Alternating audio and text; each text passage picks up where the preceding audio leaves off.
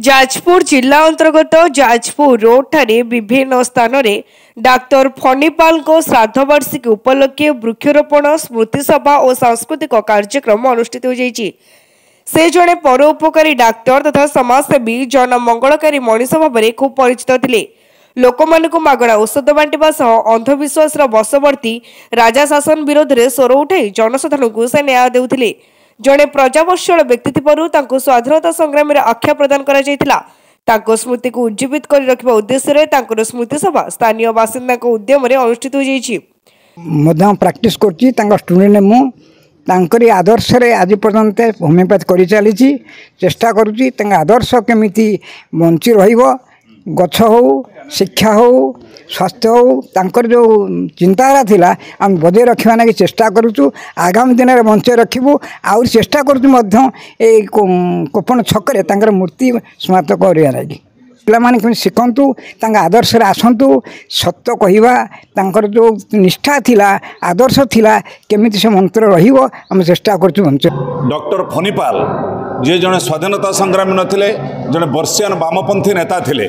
आज सकाळु तांको नाम रे नामित डॉक्टर फणिपाल स्कूल रे आमे एक शोक सभार आयोजन करितलु वृक्षरोपण कार्यक्रम करितलु।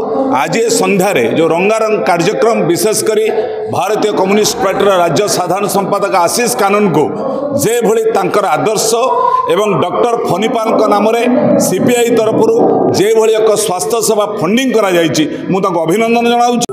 मु प्रथमे जाजपुर रोडर डॉक्टर फणिपाल स्मृति संसदर जो कमिटी होती ये कमिटर समस्त सदस्य मानक राज्य कम्युनिस्ट पार्टी पक्षर अभिनंदन जनाऊँगी।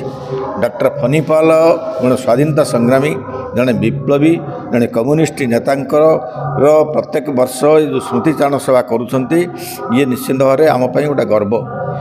डॉक्टर फणिपाल जे कि कलिकता हूँ घर एवं सी 1926 मसीह कलिकतारू सुदूर कलिकतारू आसी जाजपुर रे जमींदार विरोधी राजा विरोधी आंदोलन निजक सामिल करी चाषी आंदोलन निजक सामिल करी प्रथमे ओडिशा रे चाषी आंदोलन तैयारी करिवार जो गौरव अर्जन करछंती एवं सेतिपई कि आमे तांकर स्मृति सभा आज जाजपुर रोड रे आज अनुष्ठित होउची एवं सेतरे आमे कम्युनिस्ट पार्टी पक्षरु जोग दैछु।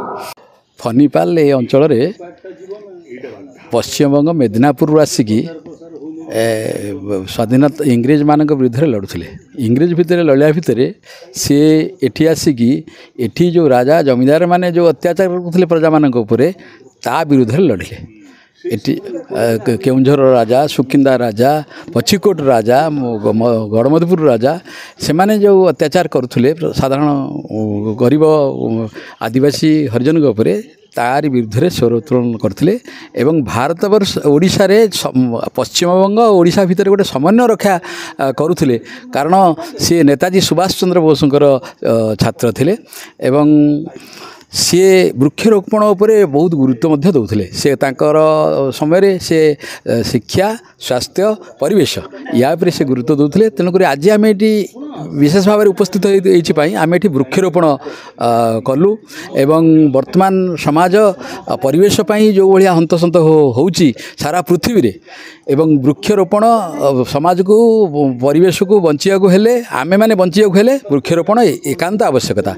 जाजपुर व्यासन गौरु ज्योति प्रकाश भूयंग रिपोर्ट तीर्थक्षेत्र लाइव।